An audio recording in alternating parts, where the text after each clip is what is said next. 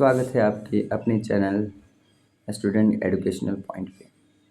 आज हम टॉपिक पे पढ़ने वाले हैं अध्याय दूसरा, है ना, मैथ का पॉलिनोमियल्स, जिसका हिंदी होता है, शाब्दिक अर्थ होता है बहुपद।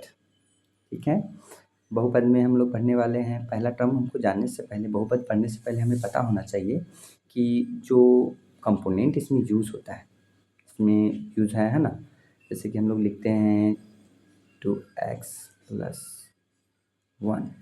ठीक है, तो ये जो 2 है ना, x है या 1 है, ये है क्या?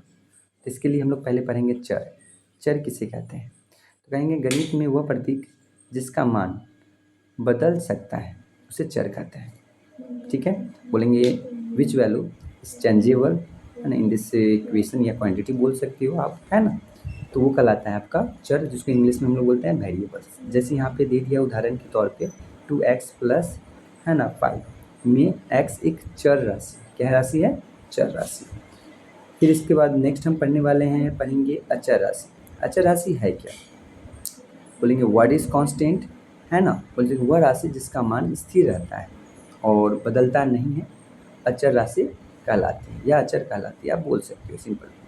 जैसे यहाँ पे 2x + 5 है ना, जिसमें ये 5 जो है सिंगल पोर्शन की तरफ है, इसको हम लोग कहेंगे, है ना, अचर, है ना। चलिए, तो यहाँ पे हम लोग अभी पढ़े हैं चर राशि किसे कहते हैं, तो बोलेंगे गणित में वह प्रतीक, है ना, या अचर जिसका मान बदलता हो उसे हम लोग, है ना, चर कहते हैं, या जिसका मान समीकरण पर निर्भर करता हो उसे हम लोग चर कहेंगे। किंतु वह राशि जिसका मान स्थिर हो, जो बदलता न हो, उसे हम लोग अचर कहेंगे। ठीक है, चलिए, उसके बाद हम लोग चलेंगे सेकेंड टॉपिक, बहुपद किसे कहते हैं। तो देखो यहाँ पे हम लोग पहले बहुपद पढ़ने से पहले हम लोग पद पढ़ लेंगे, है ना, बोल सकते हैं, या बहुपद ही पढ़ लेते हैं पहले, है ना। व्हाट इज पॉलिनोमियल्स, कह सकते हैं एक या एक से अधिक पदों से बने, है ना, ऐसे बीजीय, है ना, व्यंजक जिसका, है ना, जिसमें चर और की घात शून्य या धनात्मक पूर्णांक हो, बहुपद कहलाता है। या हम बोल सकते हो सिंपल में आपको कुछ बोलना है तो 2 या 2 से अधिक चर, है ना, योग चिन्ह से मिलकर जो बनता है उसे हम लोग बहुपद या, है ना, पॉलिनोमियल कहते हैं। ठीक है, जैसे यहाँ पे दे दिया है 2x + 3, और भी बहुत सारे हो सकते थे, जैसे 2x² + 3x + 4, है ना, और भी एक्सेट्रा बहुत सारे चीज़ हो सकते थे। जैसे यहाँ पे दे देंगे 3x³ + 2x +, है ना, 4 एक्सेट्रा, और भी बहुत सारी चीज़ यहाँ पे हो सकते हैं। ठीक है, तो हम लोग बोलेंगे बहुपद किसे कहते हैं, तो 2 या 2 से अधिक पदों का जोड़ जो होता है वो बहुपद कहलाता है। ठीक है, अब बहुपद क्या है ना, बहुपद के पद किसे कहते हैं या टर्म किसे कहते हैं, तो बहुपद के प्रत्येक भाग को हम लोग पद कहते हैं। जैसे यहाँ पे आप देख रहे हैं, जैसे ये हो गया आपका, लीजिए 3x + 5 में थोड़ा सा ध्यान दीजिएगा, तो ये 3x और ये 5 दोनों ही क्या है? पद है। क्या है? पद है। तो हम बोल सकते हैं यहाँ 3x + 5 में 3x और 5 दोनों क्या है? पद है। ठीक है, और एक चीज़ और बात बताने वाली चीज़ है, यहाँ पे जो 3x जो हम लिखते हैं, तो 3 को हम x का कोफिशिएंट बोलते हैं। क्या बोलते हैं? है ना, कोफिशिएंट बोलते हैं। ठीक है ना, याद रखो 3 के लिए x भी कोफिशिएंट होता है। लेकिन यहाँ पे सोचने वाली तथ्य यह है कि ये 3 जो है कांस्टेंट है, इसलिए हम लोग इसको लिखते हैं कांस्टेंट कोफिशिएंट। x को लिखते हैं, x को लिखेंगे 3x का, है ना, वेरिएबल कांस्टेंट का, है ना, कोफिशिएंट बोलेंगे। ठीक है, तो ये आप हमेशा ध्यान रखिएगा। अब हम पढ़ने वाले हैं बहुपद की घात। देखिए, बहुपद में चर के सबसे बड़े घात को हम लोग बहुपद की घात करते हैं। ठीक है, अर्थात बहुपद कुछ भी दिखाओ, जैसे यहाँ पे लिखा है 4x, है ना, इसको पावर नहीं दिया है, दिखाता नहीं, तो यहाँ पे इसका मतलब 1 है। 4x + 6, तो यहाँ पे x का पावर, सबसे ज़्यादा पावर कितना है? तो 1 है। या इसी प्रकार कोई और भी रहता है, जैसे एग्जाम्पल में हम ले लेते हैं 3x⁴ + 2x+, है ना, 2x³ +, है ना, 7x+2। तो इसमें हम देखते हैं इस बहुपद में सबसे बड़ा घात क्या है, तो ये 4 है या 4 बोल सकते हो। इस बहुपद का जो घात होगा, है ना, बहुपद का जो घात होगा वो आपका, है ना, 4 होगा, कितना होगा, 4 होगा। ये बात आपको ध्यान में रखना होगा। चलिए हम आगे की तरफ बढ़ते हैं, है ना। अब हम पढ़ेंगे कि बहुपद कितने प्रकार के होते हैं। देखो बाबू, तो एक बात ध्यान रखना, जैसे हम लोग ट्रायंगल में पढ़ते थे कि ट्रायंगल कितने प्रकार के होते हैं, तो according to the side and according to the angle, उसी प्रकार यहाँ पे 3 प्रकार के वहाँ पे होते होते थे। लेकिन यहाँ पर क्या है कि पदों की संख्या के आधार पर, है ना, एक पद जिसको हम लोग मोनोनोमियल्स बोलते हैं। एक पद कहने का तात्पर्य है कि जिसमें वन टर्म बोल सकते हैं, which polynomial has only one terms, है ना। तो जिस बहुपद में एक टर्म हो, एक पद हो, उसे एक पद, है ना, बहुपद कहते हैं। ठीक है। उसके बाद होता है द्विपद, या इसी को कहते हैं बाइनोमियल। क्या कहते हैं, बाइनोमियल। तो which polynomial has only two terms is called binomials polynomials, जिसमें 2 पद होते हैं। जैसे इसमें दिखा दिया है, ऐसा नहीं कि यही होगा, और भी हो सकते हैं, जैसे यहाँ पे, है ना, 2x² प्लस 3, ये भी हो सकता है आपका। ठीक है। उसके बाद है न ट्राइनोमियल, है ना, जिसको त्रिपद भी हम बहुपद भी बोल सकते हैं, जिसमें बोल सकते हैं विच, है ना, polynomial has the 3 terms as like x² plus 3x plus 2। यहाँ पे देखने से पता चल रहा है एक टर्म यहाँ है, दूसरा टर्म यहाँ है और तीसरा टर्म यहाँ है। तो जिस बहुपद में 3 टर्म होते हैं उसको हम लोग कहते हैं त्रिपदीय बहुपद कहेंगे, या ट्राइनोमियल भी बोल सकते हैं। फिर बोलेंगे हम लोग, है ना, घात के आधार पर, अर्थात बोलेंगे पावर ऑफ, है ना, या बोल सकते हो, हाँ, पावर ऑफ बोल सकते हो बेस के अकॉर्डिंग यहाँ पे, है ना, 3 भागों में दिखाया गया। और भी होता है, लेकिन फिलहाल के लिए हम लोग यहाँ पे 10th में है, तो 10th में 3 ही पढ़ेंगे। पहला है लीनियर, जिसको हम लोग रैखिक हिंदी में बोलते हैं, रैखिक। देखिए इसमें पद के अनुसार नहीं, घात के अनुसार है। तो यहाँ पे ध्यान से देखिएगा तो आपको पता चलेगा, यहाँ x के पावर कुछ नहीं है, मतलब 1 है। यदि किसी कोई चर, है ना, पर पावर नॉर है, इसका तात्पर्य उसका पावर 1 होता है। जैसे यहाँ 2x प्लस 1, इसका घात क्या है, इसका घात आपको देखने से पता चल रहा है, इसका जो घात है 1 है। क्या है, 1, इसलिए इसको लीनियर बोलते हैं। क्या बोलते हैं, लीनियर, एक घातीय कहते हैं, है ना। द्विघातीय बोलेंगे जिसको क्वाड्रेटिक बोलते हैं, जिसमें क्या होता है बाबू आपका, है ना, वैसा बहुपद, है ना, जिसका ऑर्डर, है ना, डिग्री जो होता है, तो बोल सकते हैं विच पॉलिनोमियल हैज़, है ना, डिग्री हैज़ 2 ऑर्डर, अर्थात वह बहुपद जिसका जो घात होता है ना, सर्वोच्च घात कितना होता है, 2 हो, कितना हो, तो आपका यहाँ पे सर्वोच्च घात इसमें क्या है, 2 है। इसलिए इसको हम लोग कहते हैं क्वाड्रेटिक कहते हैं। क्या कहते हैं, क्वाड्रेटिक पॉलिनोमियल बोलेंगे, क्या है ना, द्विघात भी बोल सकती हो आप, ठीक है, हिंदी में। उसी प्रकार होता है त्रिघात। त्रिघात कहने का मतलब है कि वह बहुपद जिसका सर्वोच्च या सबसे बड़ा घात, है ना, जिसका सबसे बड़ा घात जो होता है बाबू, वो आपका 3 है। ठीक है, उसको हम लोग, है ना, त्रिघात बहुपद कहते हैं। चलिए, तो आज के टॉपिक में हम लोग पढ़ लिए हैं अभी तक, है ना, चर किसे कहते हैं, अचर किसे कहते हैं, चर किसे कहते हैं, अचर किसे कहते हैं। फिर मैंने बहुपद पढ़ा, बहुपद के टर्म्स पढ़े हैं, है ना। फिर मैंने बताया आपको फैक्टर क्या होता है। चलिए, बहुपद कितने प्रकार के होते हैं। चलिए, अब हम लोग पढ़ रहे हैं बहुपद का शून्यक या जीरो पॉलिनोमियल किसे कहते हैं। ठीक है, यदि किसी बहुपद px, है ना, बहुपद को ज़्यादातर हम लोग क्या करते हैं कि टर्म दर्शाने के लिए फंक्शन है, तो इसके लिए हम लोग उसका यूज़ जो है यहाँ पे px के रूप में करते हैं, है ना।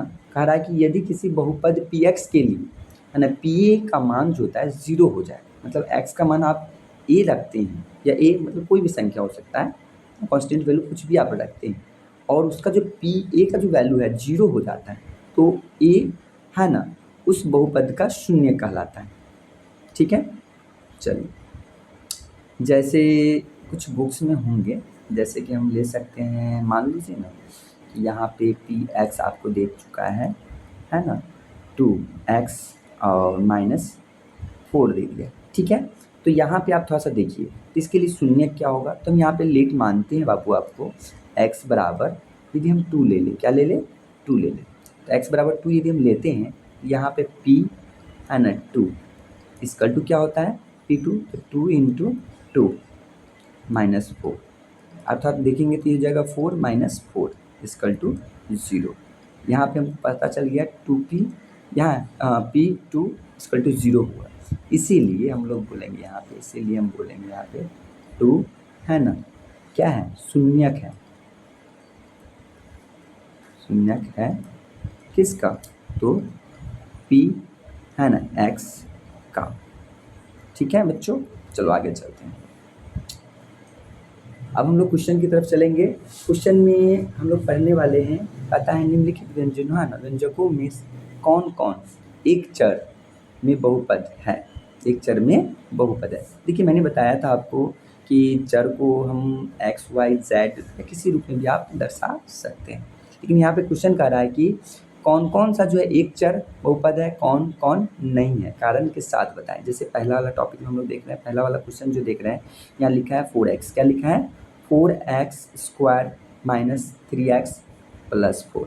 तो देखिए यहाँ पे जो चर है वो सिर्फ x है, क्या है, x है, इसलिए यह क्या है, एक चर, है ना, बहुपद है। तो 1 वाला जो है आपका यस, हम लोग लिख सकते हैं ये एक चर बहुपद है। ठीक है, क्योंकि यहाँ पर सिर्फ एक ही चर है।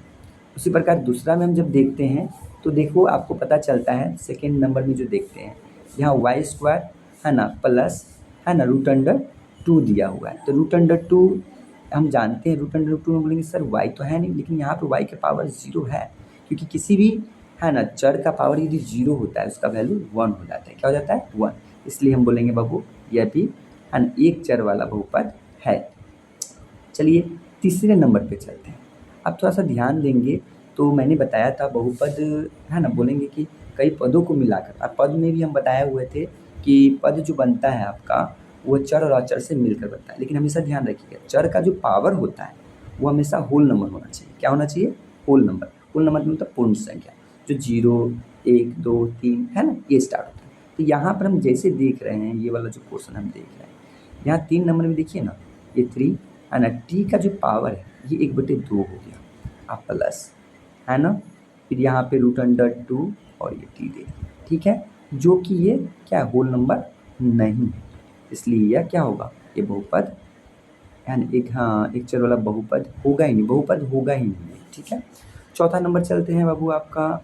चलिए यहाँ पे चौथा नंबर क्वेश्चन में हम लोग चलेंगे तो यहाँ लिखा हुआ है y प्लस 2/y।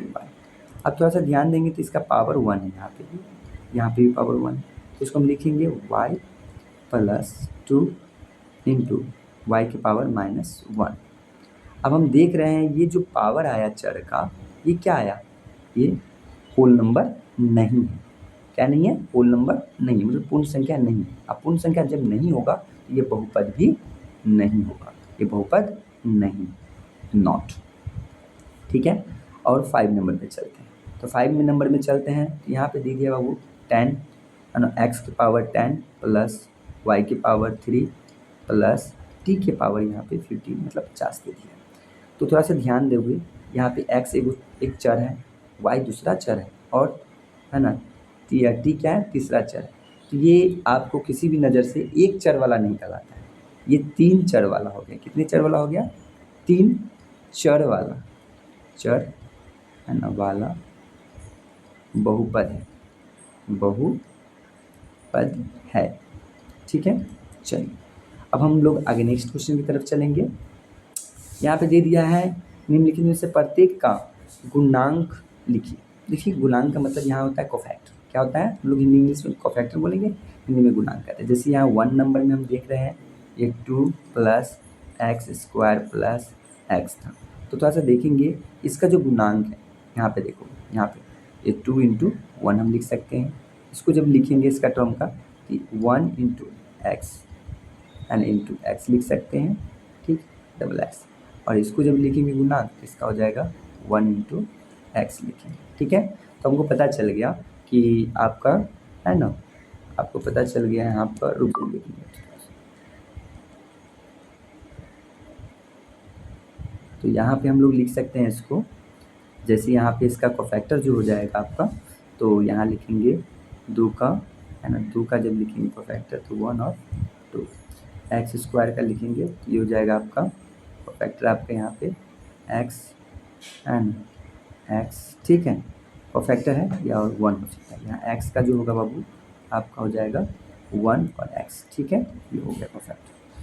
फिर उसी प्रकार 2 का जब हम लेके चलेंगे 2 में देखो आपका 2 minus x square plus x cube है। अब देखेंगे तो हमको पता चल जा रहा है 2 के लिए करेंगे तो 1 इंटू 2, जैसे माइनस एक्स स्क्वायर के लिए लेके चलेंगे तो माइनस 1 एक्स और इंटू एक्स। ठीक है, परफेक्टर हम देख रहे हैं। उसी प्रकार एक्स क्यूब का लेके चलेंगे प्लस में है इसलिए हम लोग प्लस एक्स इंटू एक्स और 1 तो सबका होता ही है।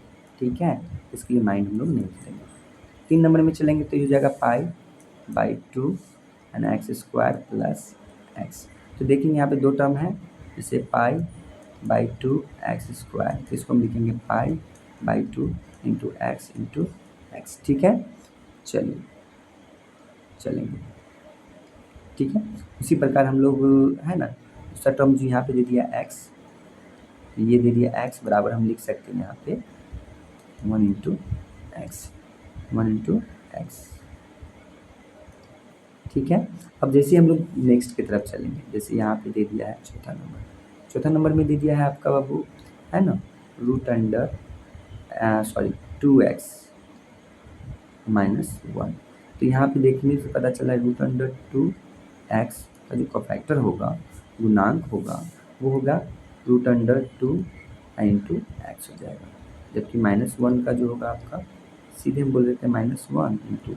ठीक है, तो यहाँ पे हम लोग है ना कोफैक्टर निकालना समझ चुके हैं। आगे चलिए, आगे क्वेश्चन बनता है, कहता है 35 घात के है ना द्विपद बहुपद निकालना है, बस लिखना है, और है ना 100 घात के एक पद का एक उदाहरण देना है। देखिए हम लोग यहाँ पे लिखना है, आप कुछ भी लिख सकते हैं। लोग मैंने लिख दिया 3x के पावर है ना 35 रुक जाइए 1 मिनट,